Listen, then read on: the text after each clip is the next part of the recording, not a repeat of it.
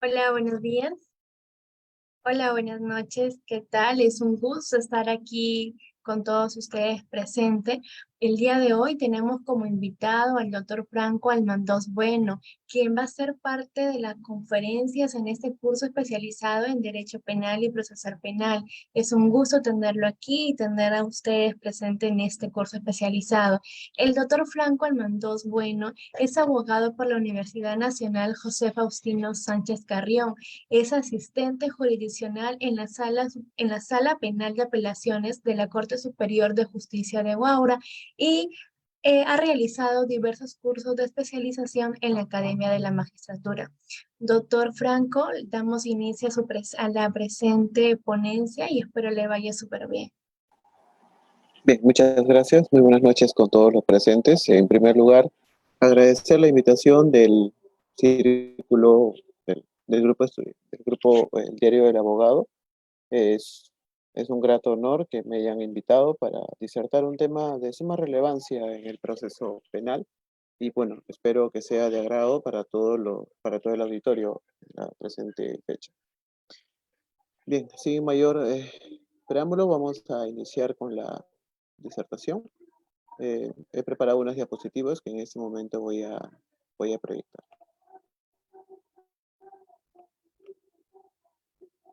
¿Me podrían confirmar, por favor, si pueden visualizar? Sí, doctor, sí se visualiza. Bien, gracias. En la prueba indiciaria en el Código Procesal Penal. La norma procesal prevé diversas definiciones sobre la prueba. Es importante establecer o diferenciar en qué consiste la prueba, el elemento de la prueba, el objeto de prueba, fuente de prueba, medio de prueba y órgano de prueba. Porque de esa forma vamos a poder entender el tema sobre la prueba indiciaria. Bien, una definición corta sobre cada,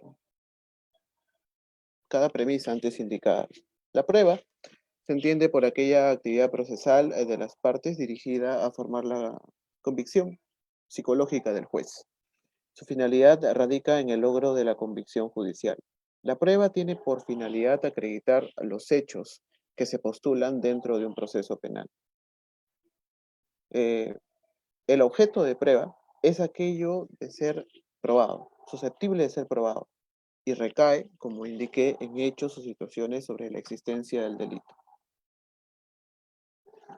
Lo que se pretende corroborar en un proceso penal es la imputación fiscal, porque es el Ministerio Público el órgano constitucional autónomo que tiene la carga de la prueba y es el titular de la acción penal pública. En proceso de querella le correspondería al querellante. Pero en el proceso penal público, la imputación fiscal es de suma relevancia y se requiere de los elementos de prueba suficientes para establecer un grado de certeza y así arribar en una sentencia condenatoria. La fuente de prueba son aquellos elementos ajenos al proceso. Existen en la realidad, pero son independientes y carecen de repercusión jurídica en tanto no se aperture un proceso. La fuente de prueba existe, es un elemento material, pero no va a tener relevancia jurídica mientras no exista un proceso. Y la fuente de prueba es sumamente relevante para este tema de indicios, porque la fuente de prueba son los indicios, que a través del razonamiento del juez se convierte en una conclusión lógica. Ahora, el elemento de prueba es aquel dato que proviene de la realidad y se incorpora en el proceso, capaz de producir un conocimiento cierto o probable acerca de los extremos de la imputación. No solamente de la imputación, sino también de la tesis que proponga la defensa. Existe proceso penal, siempre es contradictorio, salvo excepciones. Por tanto, la defensa, al postular una teoría del caso, propone una determinada posición, que puede ser de resistencia, puede ser de admisión en parte, etcétera. Pero cuando plantea una situación diferente a la tesis fiscal, es necesario que la defensa también incorpore medios de prueba para corroborar esa imputación. Ahora, el medio de prueba es aquel instrumento procesal, camino o procedimiento a través del cual las fuentes de prueba se incorporan al proceso. Y el órgano de prueba es aquella persona física o elemento que concurre al proceso y es el intermediario entre la prueba y el juez. El órgano de prueba, podríamos decir que es, por ejemplo, un testigo, un perito, un testigo experto, aquel que nos va a explicar sobre un determinado análisis, estudio o una situación que haya podido advertir, y es la información que introduce esta persona lo que genera convicción. Pero a la persona que introduce la información se le denomina órgano de prueba. Bien, con esas precisiones ya establecidas, ahora corresponde abordar la tipología de la prueba indiciaria. Eh, la prueba se divide en prueba directa y prueba indirecta. La prueba directa es aquella que tiene conexión existente entre los hechos principales en controversia y el hecho que constituye el objeto material inmediato del medio de prueba.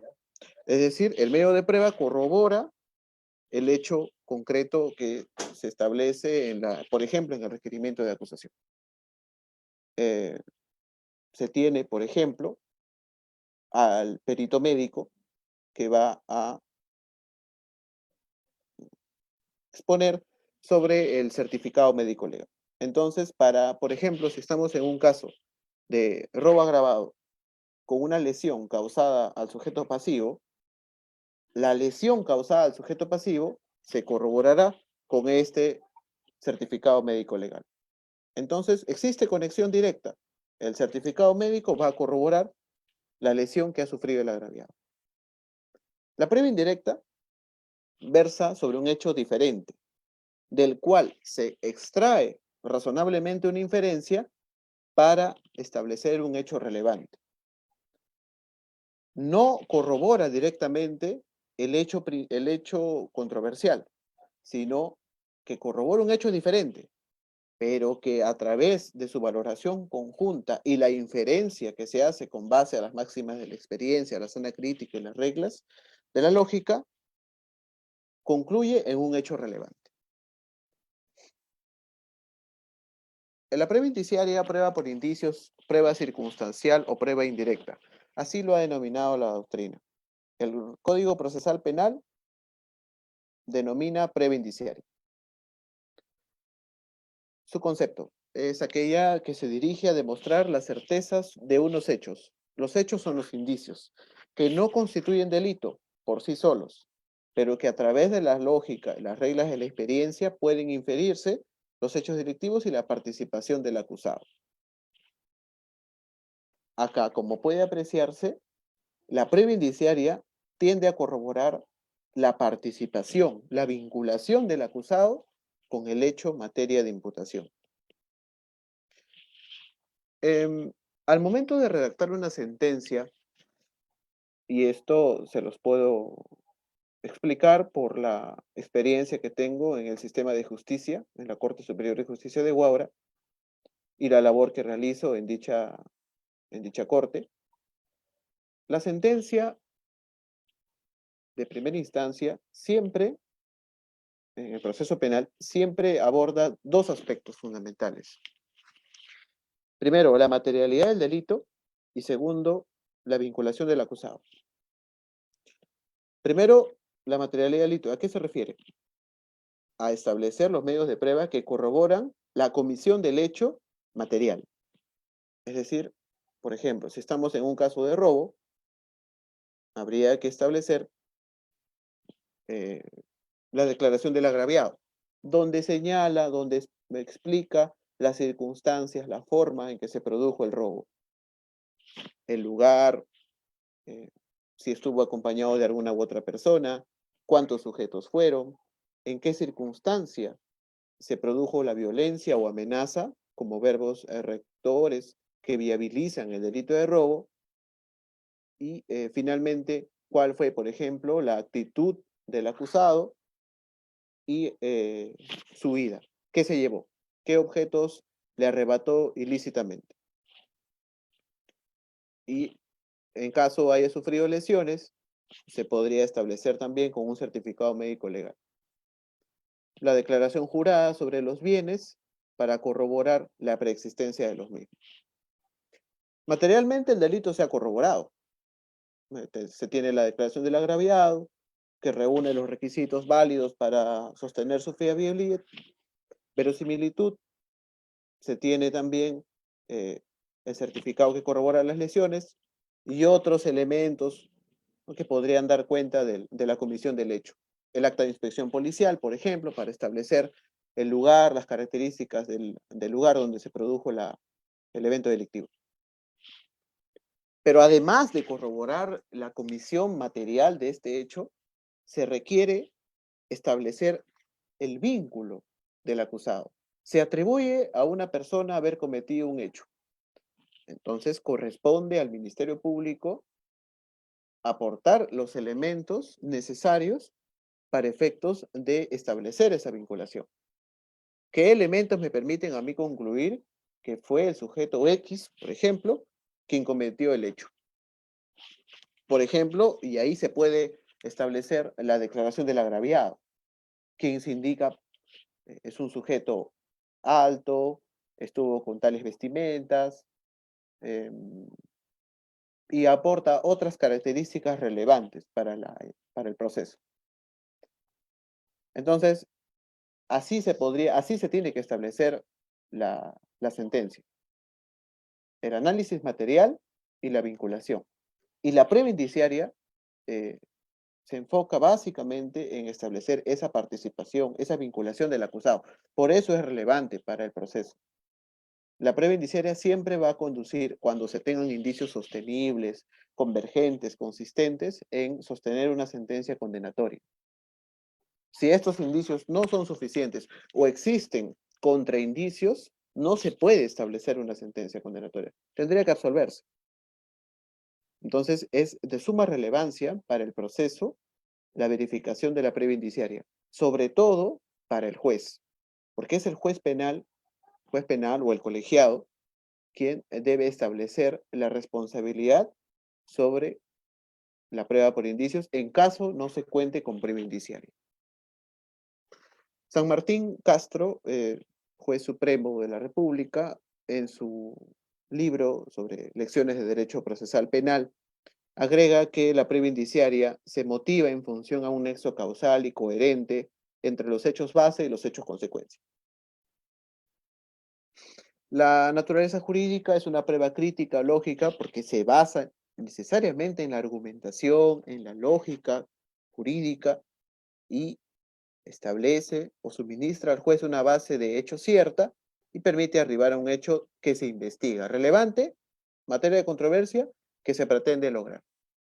Y el procedimiento, primero, consiste en indicar el hecho base y posteriormente el hecho consecuencia. Y finalmente corresponde exponer con claridad por qué se llega a una determinada conclusión. Su finalidad, como ya lo dijimos, es acreditar la comisión del delito en su faz material y determinar también la participación del acusado, la vinculación de éste con el proceso, con el hecho, en materia de imputación. Necesariamente permite corroborar la existencia de los elementos del tipo penal, causas de justificación y culpabilidad también del procesado.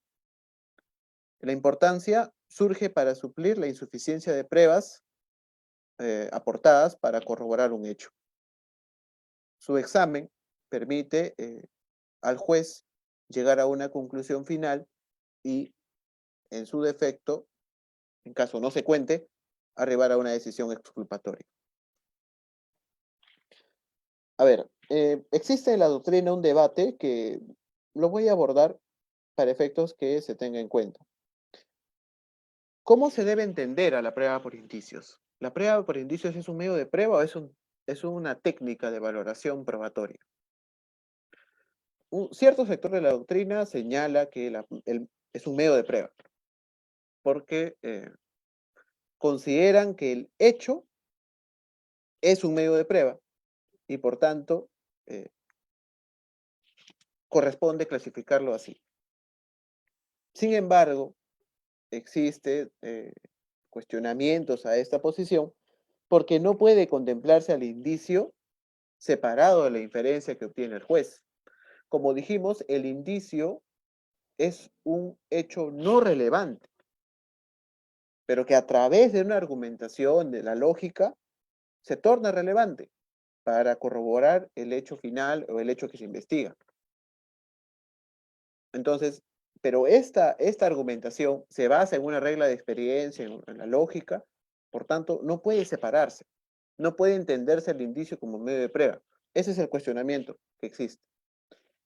Por su parte, el profesor español Miranda Strampes refiere que la prueba indiciaria es una técnica de valoración y es así como lo concibe la doctrina a nivel nacional. Es una técnica de valoración. Así también está establecido en el artículo 158, numeral 3 del Código Procesal Penal. Ustedes lo pueden apreciar. Porque la validez y la eficacia de la prueba por indicios requiere de ciertos elementos, de una afirmación base, de una afirmación que se presume y un enlace entre esta afirmación base y la afirmación presumida. Entonces, es una técnica de valoración probatoria, es la posición que comparte también el suscrito conforme lo ha establecido la doctrina nacional. Bien, ahí pueden apreciar ciertas posiciones sobre la prueba indiciaria. Por ejemplo, el profesor San Martín señala que es una modalidad de actividad probatoria a partir de la ausencia de prueba directa, y Arsenio Oreguardia, en otro tratadista, indica que es una técnica de valoración probatoria que genera certeza y a partir de una construcción lógica que parte del análisis de los indicios.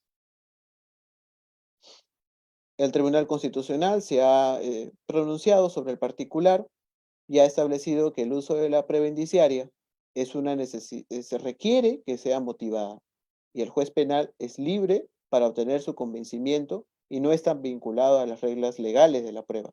No existe una regla de prueba tasada. eh, Existe una libre valoración de la prueba. Por tanto, la prueba por indicios, al ser una prueba indirecta, el juez tiene la posibilidad de establecer los indicios que a éste le resulten relevantes, pero establecer la argumentación especial para considerar la regla de experiencia, la sana crítica que se está empleando, y así establecer o llegar a una conclusión final que, aunado a las demás conclusiones que ha podido establecer, advertir, se pueda considerar en una sentencia condenatoria. Eh, la prueba por indicios, además del análisis, este análisis requiere de la motivación. Y aquí incide un tema de la motivación de resoluciones judiciales. Es necesario que la prueba indiciaria esté debidamente motivada, explicada en una sentencia. Así como la prueba indiciaria, también el juez tiene la obligación de pronunciarse por los contraindicios que puedan haber surgido o que puedan haber sido propuestos por la defensa. Entonces es la obligación judicial tanto advertir indicios, prueba indiciaria y también los contraindicios. Elementos de la prueba indiciaria. Hecho indicador es el dato concreto, indubitablemente probado, con aptitud significativa para conducir hacia otro hecho desconocido, pero vinculado al tema central, al tema probando.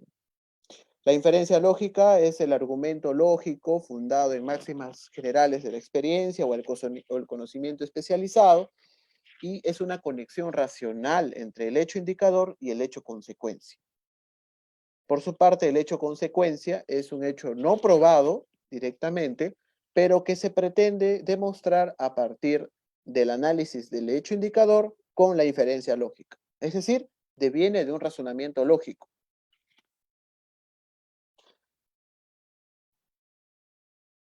La doctrina nacional, sobre todo el profesor Roberto Cáceres Julca y también el tratadista Percy García Cabero, han establecido una clasificación de los indicios. Por ejemplo, en este caso tenemos Hemos hecho una clasificación general y según su aplicación en los delitos se tienen indicios generales y particulares. Según su fuerza conviccional, indicios contingentes y necesarios. Y según el momento de producción, antecedentes, concomitantes y subsiguientes. La tipología que más se emplea es según el momento de producción. Y ahora vamos a desarrollarlos. Indicios antecedentes, indicios de capacidad para delinquir. Está referido a la oportunidad personal de un sujeto para cometer un hecho. Indicio de motivo, cuando exista un móvil determinado. Indicios de realización de actos preparatorios. Existe prueba, existe prueba que corrobora los actos previos que realizó el procesado para consumar un hecho. Entonces, eso permite concluir que éste realizó actos preparatorios, que es la fase previa de la comisión de un delito. Y ello, con otros elementos, permitiría concluir que sí cometió el hecho. Indicios de manifestaciones anteriores o conductas previas. E indicios de actitud sospechosa. Pero todos estos indicios son anteriores a la comisión del hecho. Indicios concomitantes. Indicios de participación. Es muy importante este indicio, siempre ha sido empleado en las sentencias, en procesos penales, para establecer la culpabilidad. El indicio de participación está referido a la oportunidad material, relación del acusado con la perpetración del hecho. Y el indicio de presencia está referida a la oportunidad física. El agente estuvo en el lugar y en el tiempo en que se cometió el hecho. Son los dos indicios que deben corroborarse necesariamente para establecer una sentencia condenatoria. Primero, relación del acusado con el hecho. Y segundo, el agente, se puede inferir que el agente estuvo en el lugar y en el tiempo de la comisión del hecho. Y los indicios subsiguientes se manifiestan a través del indicio de mala justificación. Aquí se evalúa la declaración, la conducta del acusado y que adquieren un carácter sospechoso ante una explicación inverosímil donde pretende explicar, por ejemplo, las razones por las cuales tiene el bien sustraído a una persona en un delito de hurto. Se comete un delito de hurto y para ese efecto vamos a ejemplificar hurto de ganado. Se detiene, la autoridad policial detiene en flagrancia dentro de las 24 horas después de haber cometido el hecho, artículo 259, inciso 2, detiene al acusado por inmediaciones del lugar con un ganado, una especie de ganado. La parte agraviada ha denunciado ya el hecho y encuentra personal de serenazgo o personal policial, encuentra al acusado con el ganado y por inmediaciones del lugar. Se tienen los dos indicios. Se tiene indicio de participación porque el acusado está en posesión de un objeto que proviene presuntamente de un ilícito penal. Y de presencia, porque el agente ha sido intervenido por el lugar próximo a en donde se cometió el hecho. Entonces, contamos con dos indicios relevantes, fuertes.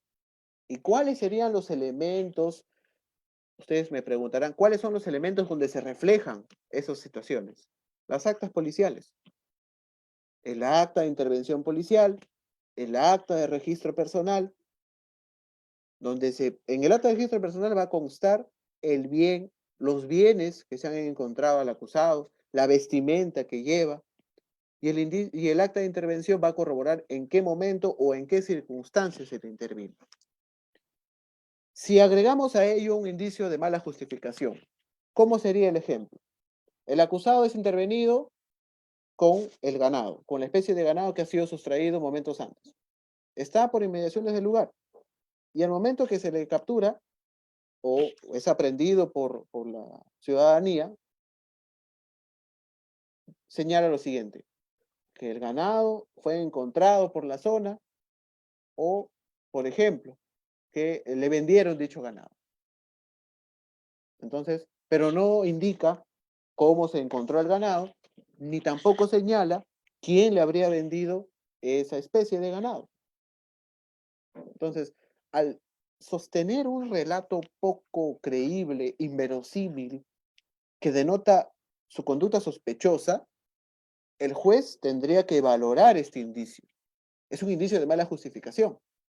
¿Y dónde va a constar esto? Como ya indicamos, en las actas o en la declaración del imputado en sede policial, ¿no? Con las debidas garantías que puedan ser tomadas en consideración en un juicio oral. Entonces, así se construye la prueba indiciaria. ¿Cuáles son los requisitos? La existencia, prueba plena del hecho base, conexión lógica del hecho base y el hecho consecuencia. La validez tiene que practicarse sobre medios lícitos. No se amparan acá la prueba prohibida, ello no puede servir para establecer un indicio. Y que no exista causa general que vicie el hecho indicador. La conclusión debe estar basada en máximas de experiencia, pero en una máxima de alcance común. No puede tampoco sostenerse en una máxima que no es admisible, ¿no? Que no se sustenta en la sana crítica, no revise logicidad. Por tanto, no podría ahí otorgarse validez a un indicio. Y la eficacia, bueno, ahí tienen los presupuestos, los requisitos que establecen la eficacia de la prueba por indicios. Y aquí relevante es el numeral 3 y el numeral 4, ¿no? Porque dice, no se adviertan contraindicios y que el resultado inferido sea unívoco. Si existen varias acepciones a partir del análisis indiciario, ya no podría establecerse con eficacia, ya no podría establecerse con certeza la validez o la prueba por indicios. Porque estaríamos ante un supuesto donde el juez no tendría claro cuáles serían los indicios relevantes para determinar una sentencia condenatoria. Y no debe existir, como señalo y recalco, que es muy importante, contraindicios. Bueno, ya indiqué que la regulación de la prueba indiciaria está prevista en el Código Procesal Penal, en el artículo 158, numeral 3, donde el legislador nos ha enseñado sobre los requisitos de la prueba indiciaria. ¿Cuáles son los requisitos de valoración? Que el indicio esté probado, que la inferencia esté basada en reglas de la lógica, la ciencia o la experiencia, y cuando se trate de indicios contingentes y estos sean plurales, se requiere de su concordancia y convergencia con otros indicios y que no presenten contraindicios consistentes. Ahora, sobre la valoración probatoria. Debe saberse que la valoración probatoria es una actividad procesal de carácter racional y necesaria. El Código Procesal Penal de 2004 establece que la regla de valoración se basa en el sistema de libre valoración de la prueba. Ahora, ¿qué entendemos por sana crítica? Es la apreciación razonada de las pruebas. El juez es libre de formar su convicción, pero debe explicar las razones de su convencimiento con base a los medios de prueba actuados en el juicio oral. Y eso se ampara en el artículo 158, numeral 1 del Código Procesal Penal. También ya hemos explicado sobre la motivación. La motivación de la prueba indiciaria requiere la verificación de los elementos que ya hemos indicado según el artículo 158, numeral 3. Indicio probado, máximas de experiencia, sana crítica o reglas de la lógica que funden o sustenten la inferencia. Finalmente, el análisis de contraindicios. Bueno, acá se tiene jurisprudencia relevante, donde se aborda la motivación de resoluciones judiciales en el caso de contar con prueba indiciaria. Contraindicios. son aquellos elementos que disminuyen el valor y la eficacia de los indicios, destruyen y determinan que el imputado es ajeno a los hechos. Ahora, la doctrina subdivide a la prueba en contrario en contraprueba y en prueba de lo contrario. La contraprueba es aquella que cuestiona los elementos que confirman la solidez de la prueba indiciaria. Desvirtúa completamente el indicio. Ataca el primer elemento de la prueba indiciaria. La prueba de lo contrario desvirtúa o genera la ineficacia del hecho presunto obtenido. ¿Y aquí qué se ataca entonces? Se impugna la afirmación consecuencia, pero la afirmación consecuencia ¿de dónde proviene? Del argumento del juez, de la máxima de experiencia empleada por el juez. Aquí se cuestiona la máxima de experiencia o la regla de sana crítica que empleó el juez para establecer su conclusión, el hecho indicado. Esto es relevante, la prueba de lo contrario es muy relevante, sobre todo en los procesos que se encuentran en apelación. Y ahora, minutos más tarde, vamos a explicar una sentencia donde la defensa atacó a través de la prueba de lo contrario la prueba indiciaria o el análisis indiciario del juzgado penal colegiado de Huaura, y ello generó como consecuencia la absolución a través del análisis de contraindicios, pero cuestionando la validez, la afirmación consecuencia, cuestionando la motivación, la argumentación, sobre todo la regla de experiencia que empleó el colegiado. Y bueno, acá existe mayor tratamiento jurisprudencial. Es necesario tener en cuenta para efectos de este tema el Acuerdo Plenario 1-2006 a través del recurso de nulidad 1912-2005 Piura, donde el Tribunal Supremo Penal ha desarrollado los requisitos del indicio, el hecho base, la interrelación que existe con el hecho consecuencia, la pluralidad de indicios, su carácter concomitante y el respaldo periférico que debe tener la prueba indiciaria. Existe mayor tratamiento jurisprudencial conforme se indica en la diapositiva.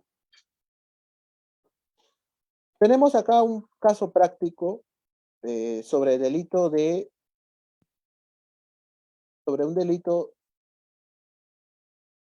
falsedad, y vamos a señalar lo siguiente. Tiene un hecho de falsedad.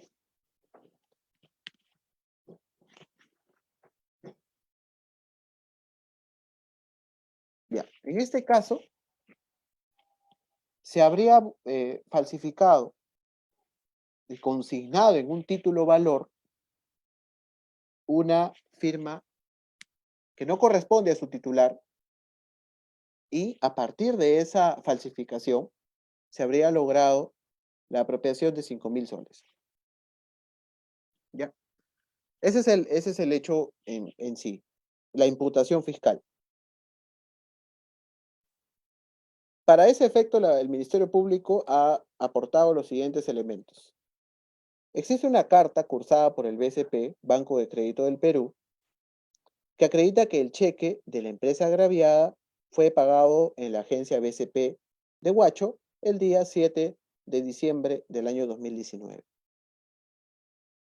Entonces, aquí se corrobora únicamente que el cheque ha sido cobrado en tal fecha. Se tiene la copia del cheque, donde acredita el título valor perteneciente a la empresa Servicios Generales, fue cobrado en la oficina de Huacho por la acusada de nombre X. Se corrobora aquí el cobro del título valor. Primero se corroboró el pago en la agencia de Huacho, en la agencia bancaria de Huacho. Ahora se está corroborando que el título valor pertenece a la empresa Servicios Generales y fue cobrado en la oficina de Huacho por la acusada. La acusada en este caso accedió al cheque, firmó porque trabajaba en la casa de los gerentes de esta empresa. La acusada tiene un indicio ahí de participación. tiene la oportunidad material para acceder al cheque. Entonces, esa es la tesis fiscal. Una vez que el agraviado accede al cheque, suscribe, falsifica la firma y acude al banco y cobra el dinero. Esa es en puridad la tesis fiscal. Entonces ya tenemos dos elementos que por ahora no están corroborando que la acusada lo cobró. Solamente están corroborando que el cheque ha sido pagado en la oficina bancaria y que el cheque fue cobrado por la acusada en la oficina bancaria. Ahora, existe una prueba pericial, un dictamen pericial de grafotécnico, que la firma atribuida a la acusada que aparece en el reverso del cheque, expedido por la empresa, proviene del puño gráfico de esta. Es decir, que la firma que se ha consignado en ese cheque, que posteriormente ha desencadenado el cobro, proviene de su puño gráfico. Se le atribuye entonces la firma que existe ahí, pero no contaba con la autorización respectiva. Tampoco no fue firmada por la persona a quien correspondía o quien tenía en poder ese título o valor. Entonces, materialmente el hecho se ha corroborado.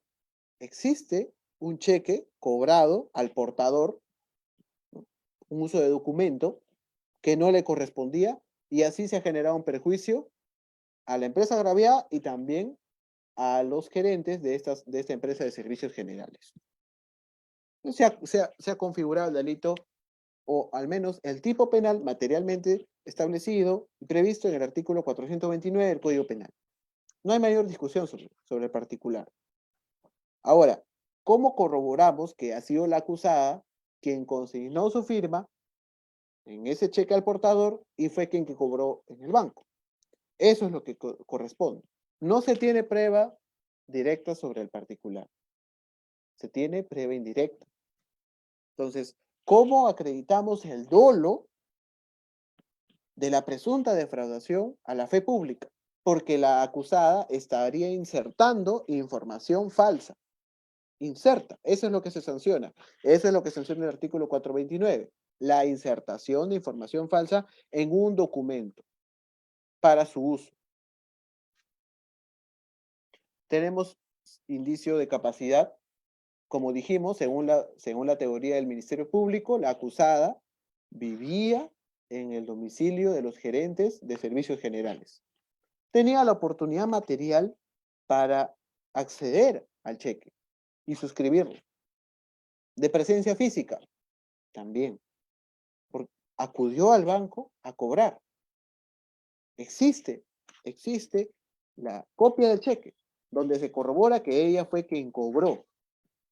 Participación. Participó a través de la carta cursada y la copia del cheque. Se corrobora que ella participa al presentar el cheque con insertación que contiene información falsa, ha insertado información falsa y que este cheque lo ha llevado a la entidad bancaria. Y el monto que se ha consignado ahí lo ha cobrado. Y además, tiene el dictamen pericial que corrobora que la firma proviene de su puño gráfico. Finalmente, un indicio de mala justificación. En este caso, la acusada dijo que el cheque se le entregó. Pero los testigos, los gerentes de servicios generales, indicaron en el juicio que no le entregaron. Entonces, existe una mala justificación porque trata de argumentar, trata de justificar su accionar en que se le entregó de manera voluntaria, pero no fue así, porque en todo caso los testigos hubieran respaldado esa posición, pero no fue así. La conducta es dolosa, existen indicios, entonces podemos llegar a la conclusión que la acusada alteró la verdad y generó un beneficio. Se configuró el delito previsto en el artículo 429 del Código Penal. Además de la materialidad, se vincula a la acusada con el hecho. Por tanto, correspondería imponer la sanción respectiva. Bien, esos son los alcances básicos de la prueba por indicios y aprovechando el tiempo me doy la posibilidad de poder ilustrar algunos casos realizados en la Corte Superior de Justicia de Huaura. No sé si me podrían confirmar si se visualiza Sí, el doctor. documento en Word. Sí. Ya, gracias. Tenemos un caso Aquí está el número de expediente, incluso es el expediente 3409-2019, que proviene del Juzgado Penal Colegiado de Huaral. Este es un delito de promoción o favorecimiento al tráfico ilícito de drogas. En este caso, llega en apelación a partir del recurso formulado por la defensa técnica de la sentenciada. Es una fémina quien comete el delito de promoción o favorecimiento al tráfico ilícito de drogas, a quien se le impone 6 años de pena privativa de libertad. Se fija el pago de 3.000 soles, de 3.500 por concepto de reparación civil, la inhabilitación establecida en el artículo 36, numeral 2 del Código Penal, y 120 días multa. El juzgado a cargo de emitir la sentencia de primera instancia fue el Juzgado Penal Colegiado conformado de la provincia de Huaral. Ahí pueden apreciar los datos del proceso y nos vamos al hecho central en materia de imputación.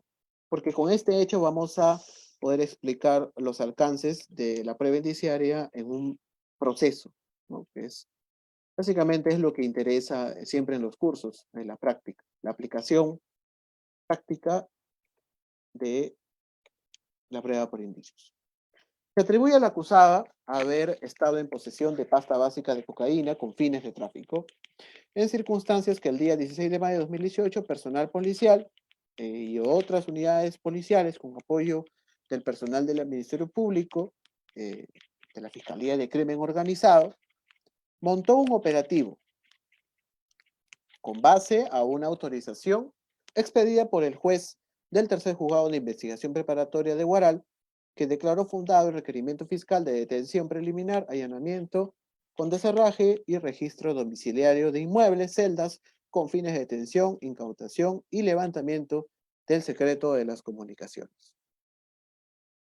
Este caso es el comúnmente conocido, que todos lo pueden incluso acceder a través del Internet, es el caso de los sanguinarios del Norte Chico, denominado así por la Policía Nacional. Para desarticular esta organización criminal denominada los Sanguinarios del Norte Chico, que operaba en Huaral, la Policía Nacional y el Ministerio Público, a partir de las escuchas telefónicas, consideró que existe un determinado grupo de personas. En total, inicialmente, la sentencia por banda criminal ha condenado a 31 personas. Se establece que la banda, entonces, tenía esta cantidad de integrantes. Estas personas venían delinquiendo y cometiendo diversos ilícitos de manera concertada en la provincia de Huaral y zonas aledañas. En función a esa noticia criminal, la Fiscalía y la Policía, con la autorización del juez, realiza un operativo, allanamiento, deserraje y detiene y detención preliminar a todos aquellos que están formando parte de esa presunta organización criminal que hoy en día ya se denomina banda criminal, porque también ya tiene una sentencia condenatoria. Y es por eso que se hace un registro domiciliario en urbanización Los Nogales, Manzana Sin Número, Huaral.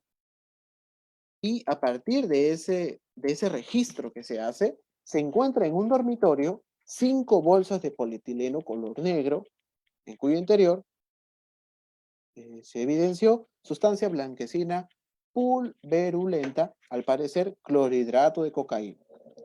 Ante ello, se comunica a los peritos antidrogas para efectuar las pruebas de campo, resultando como positivo para pasta básica de cocaína en una cantidad de 120 envoltorios de polietileno transparente. Asimismo, en una mesa de vidrio se encontró diversas monedas y billetes, cuya denominación consta ahí, haciendo un total de 321 soles con 50 centavos, en billetes y monedas de diversa denominación. Ante el hallazgo ilícito, el Ministerio Público formula requerimiento acusatorio por el delito de promoción o favorecimiento al tráfico ilícito de drogas, previsto en el segundo párrafo del artículo 296 del Código Penal. Bien, esa es la imputación fiscal, la imputación jurídica. Se condena a la acusada por el delito antes indicado, conforme ya he narrado los hechos, Y ahora en apelación, cabe resaltar que aquí el juzgado penal colegiado emplea la prueba indiciaria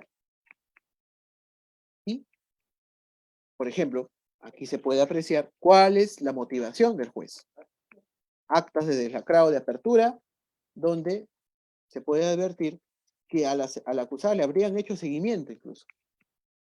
Se habría hecho seguimiento a través de las técnicas de investigación especiales y se habría considerado que la acusada se dedica al tráfico ilegal de drogas.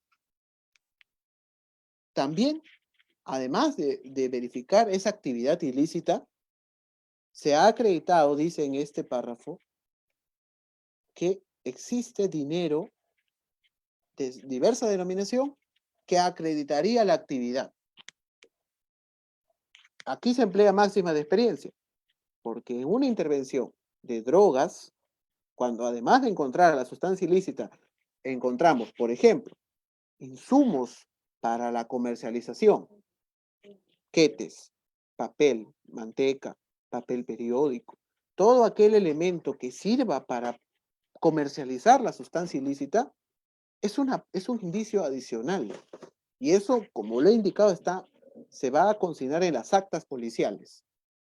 Además de las monedas y los billetes, en el sistema judicial es muy común que cuando existan diversos elementos que ya corroboran por lo menos en un grado de sospecha fuerte, en un nivel de prisión preventiva inicial, que existe ya esta actividad delictiva y se encuentra dinero y monedas de diversa denominación, poco común, ¿no? Poco común, ya podríamos también considerarlo como un indicio adicional.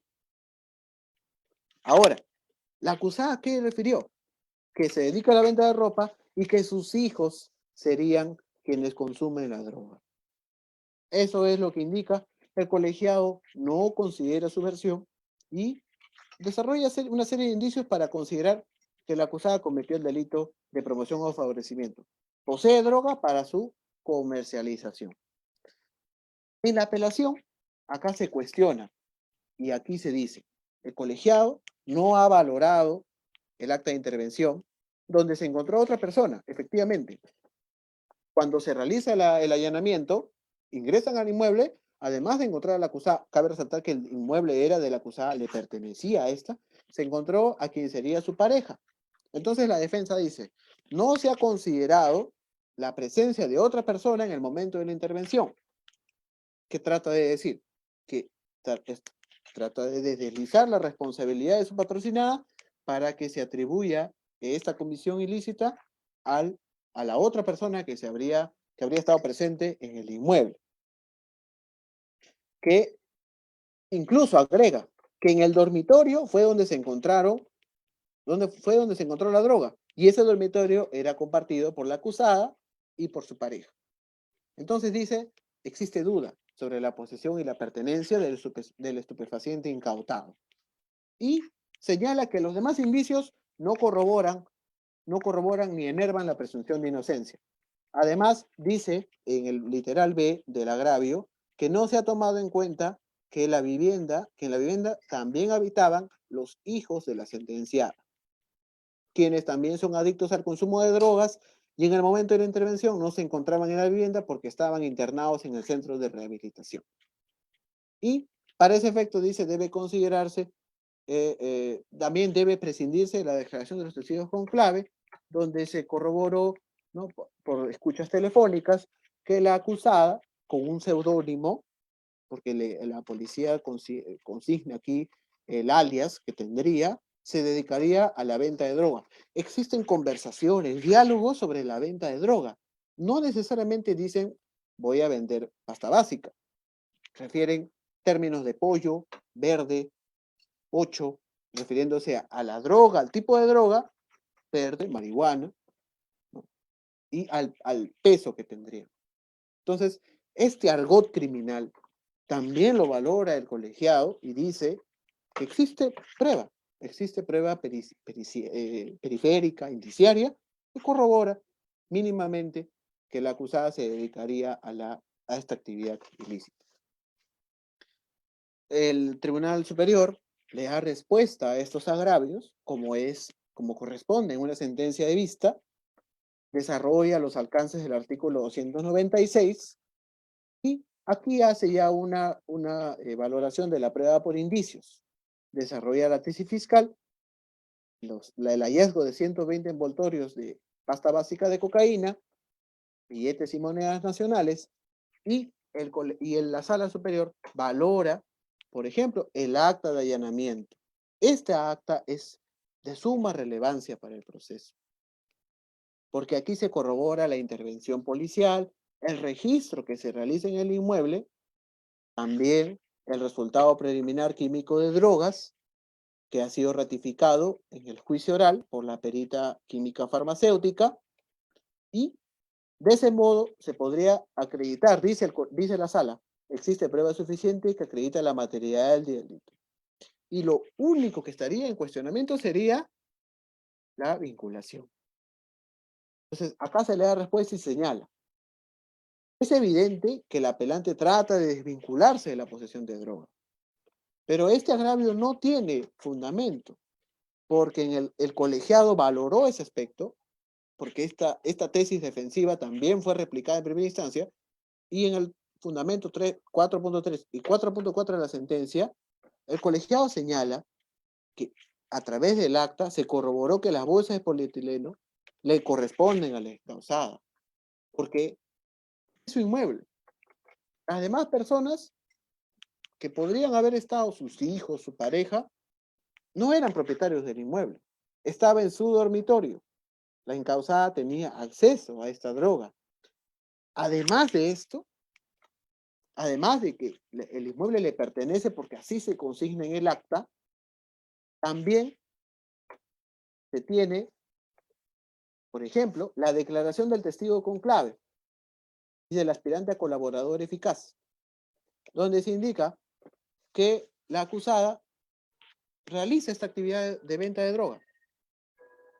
En consecuencia, sería integrante incluso de una organización criminal, pero ese hecho fue disgregado.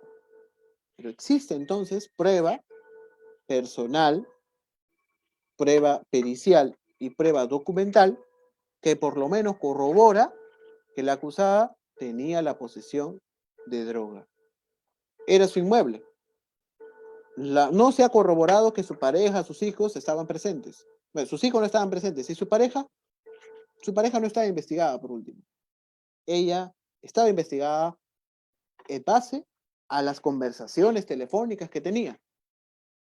Y justamente las actividades que se programaban, que se concertaban en esas conversaciones sobre venta de droga, se reflejaron con el hallazgo de droga en su inmueble.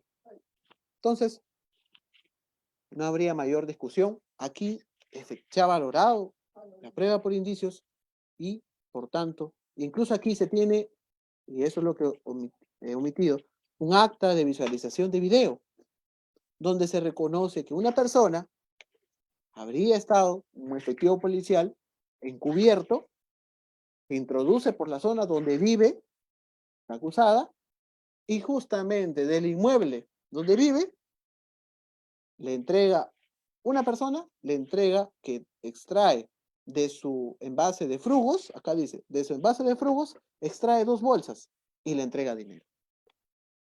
¿Y de dónde provenía esa persona?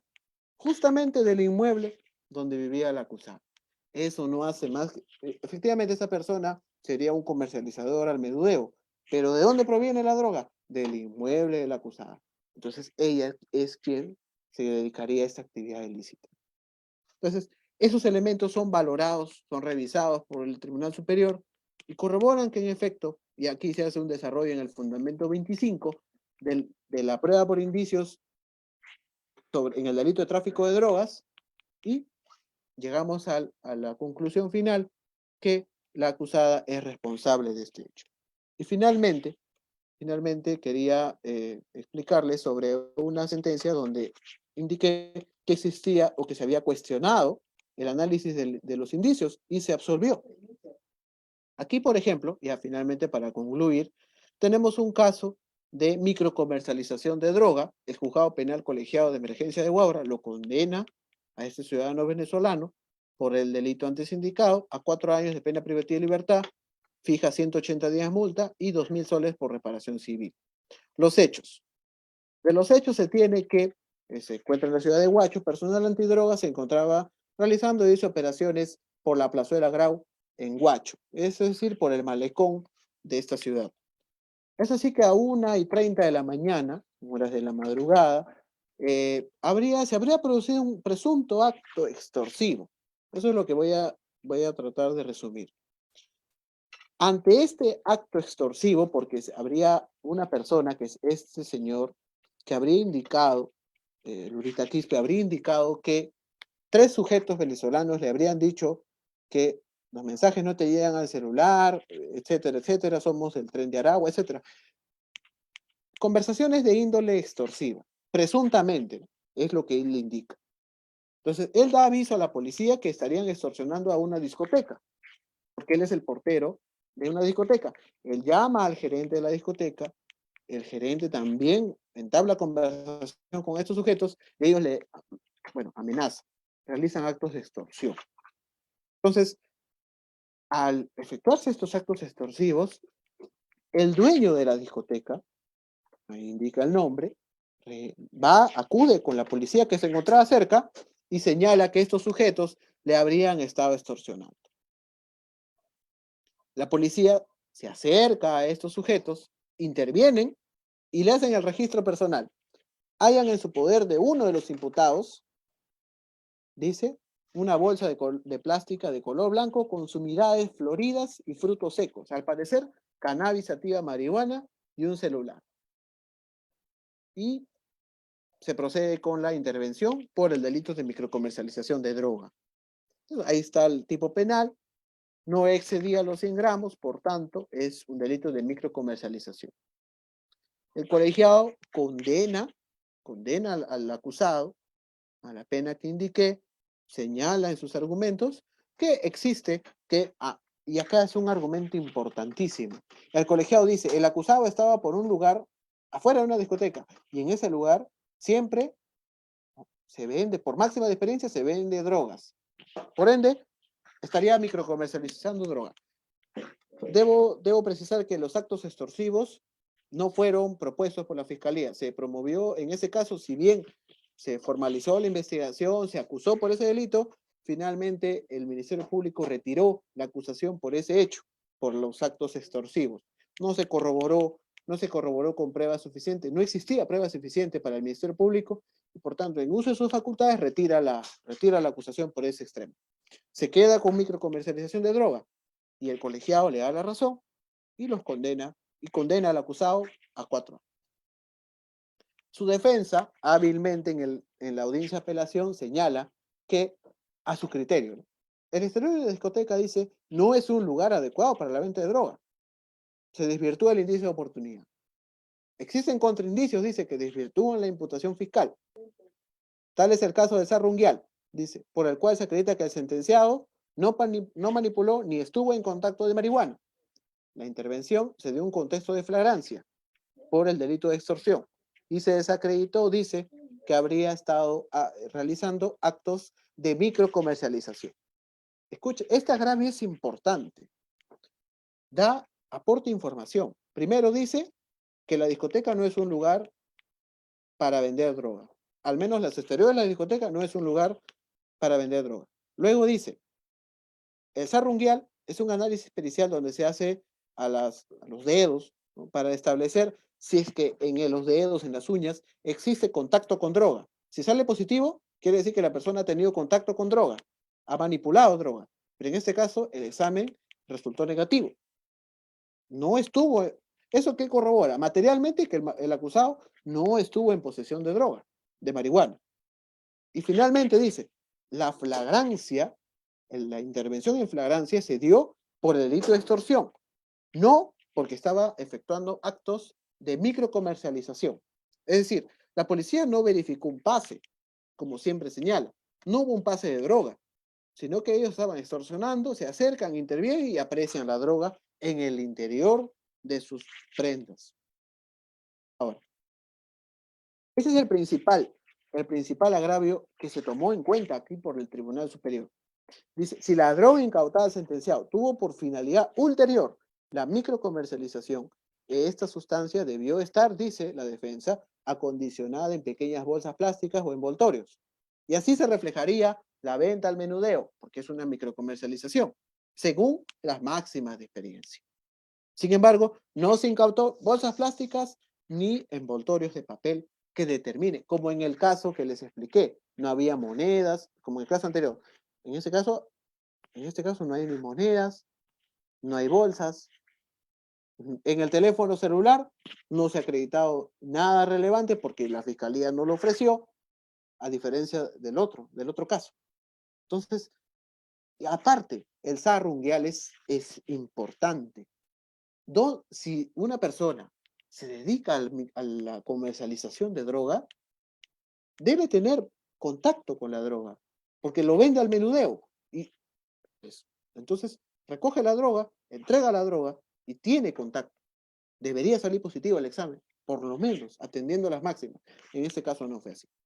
Entonces, aquí se atendió, acá la sala penal con acierto, desarrolla los fundamentos del colegiado por los cuales determina su culpabilidad. Incluso el colegiado, acá en el fundamento 38, dice, existe mala justificación, ¿no? Porque el acusado habría dicho que la droga fue sembrada por la autoridad policial. Entonces, eso es lo que dice el acusado. El colegiado no cree su versión y señala algunos indicios, dice, indicio de contexto, ¿no? Indicio de contexto, indicio de oportunidad, porque dice que la discoteca, y acá está, dice, el acusado fue intervenido en una discoteca, lugar adecuado para la venta al menudeo. Esa información no está en la teoría fiscal, ojo, es una inferencia del juez. Acá la sala hace un desarrollo de la prueba por indicios, su validez, y aquí desarrollamos lo siguiente. El apelante, y le damos respuesta a los agravios, porque aquí, bueno, en mi experiencia como asistente de la sala, bueno, proyecto las sentencias, entonces aquí se le da respuesta. Y, bueno, al momento de redactar, pues, señalamos el agravio que ya ha sido explicado, y aquí le damos respuesta.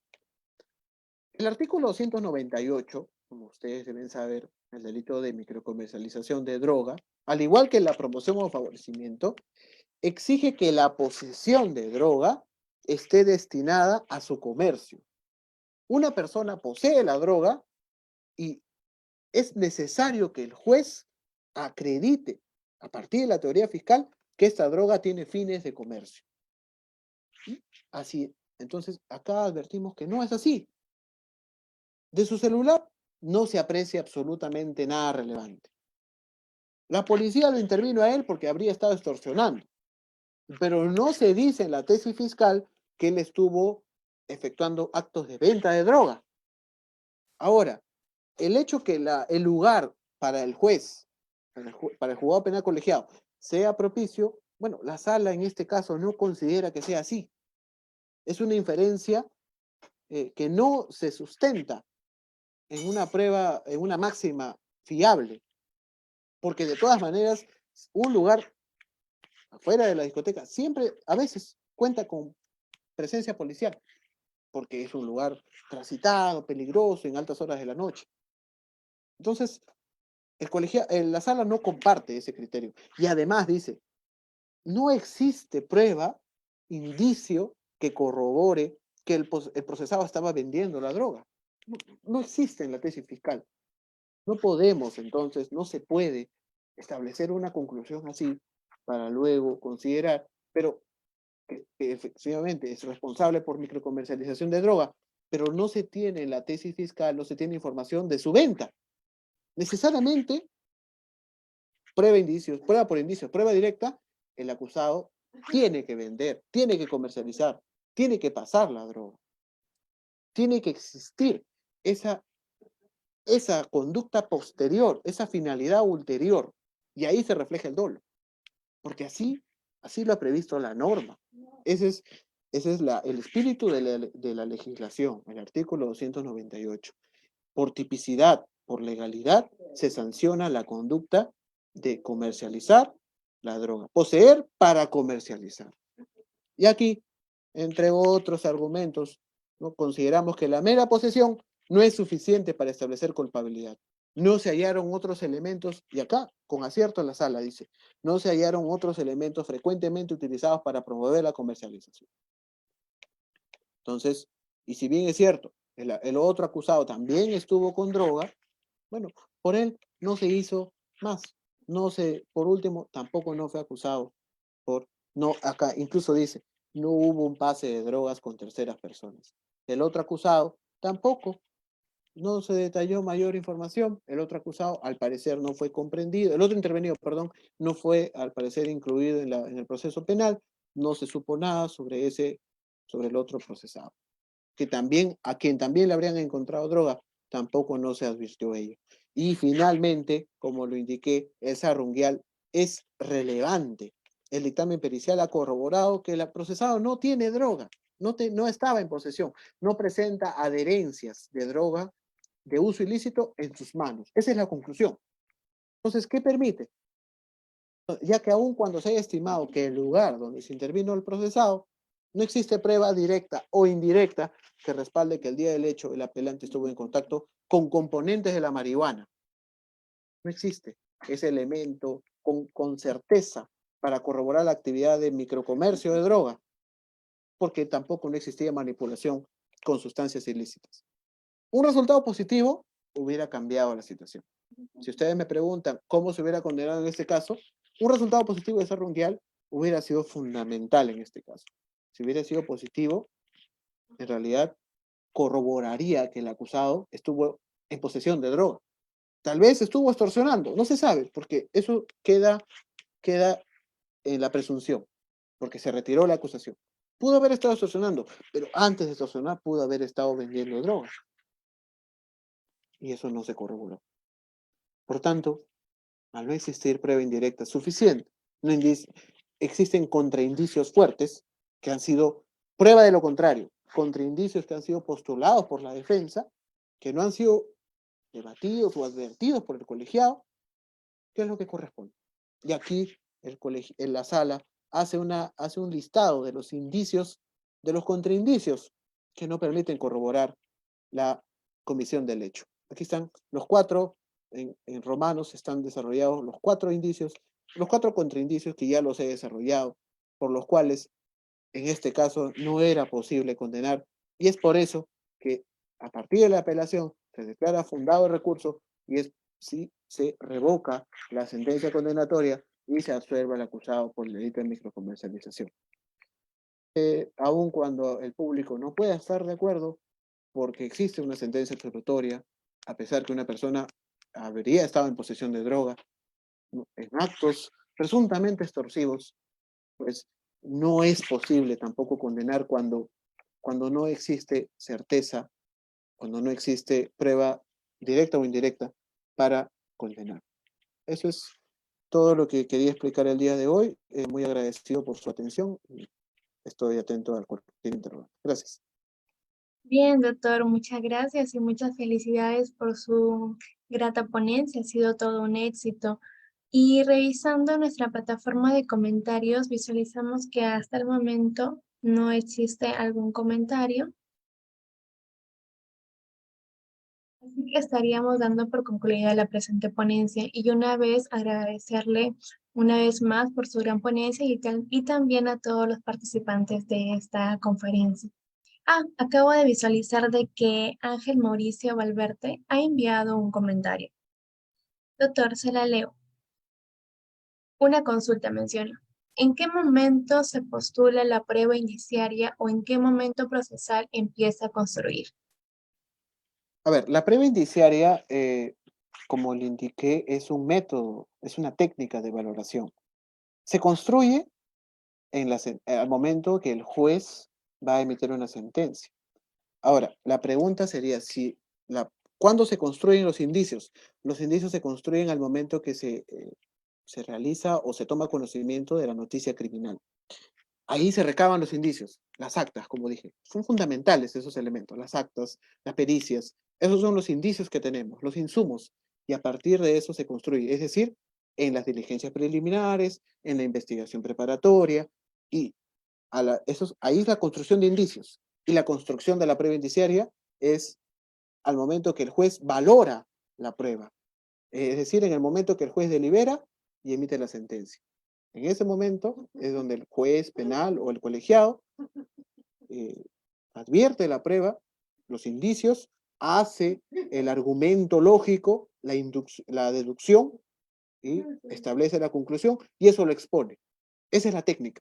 Esa es la técnica de la prueba por indicios. Expone la prueba indiciaria. Expone el hecho conclusivo, que se refleja en la prueba indiciaria. Esa sería la absolución. Perfecto, doctor, muchas gracias. Muy amable y esperamos tal vez haya otra pregunta o algún comentario.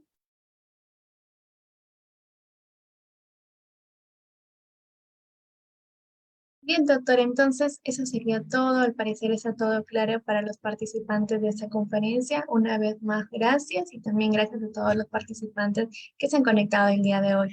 Esperemos verlo en una próxima oportunidad. No, Muchas muchas gracias. gracias a ustedes. Muchas gracias. Muy buenas noches. Muchas gracias por todo.